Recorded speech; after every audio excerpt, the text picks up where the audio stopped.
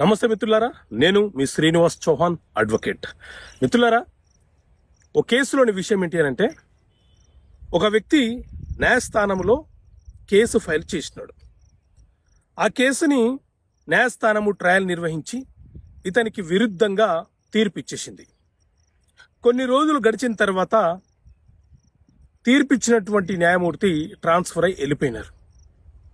తర్వాత తిరిగి ఇతను ఏం చేయాలని ప్రయత్నం చేయడానికి మన దగ్గరకు వచ్చాడంటే, మళ్ళీ ఆ వివాదం మీద కేసు ఫైల్ చేయాలని వచ్చాడు. మరి ఒకసారి న్యాయస్థానం చేత పరిష్కరించబడినటువంటి అంశం మీద మళ్ళీ కేసు ఫైల్ చేయడానికి అవకాశం ఉంటుందా?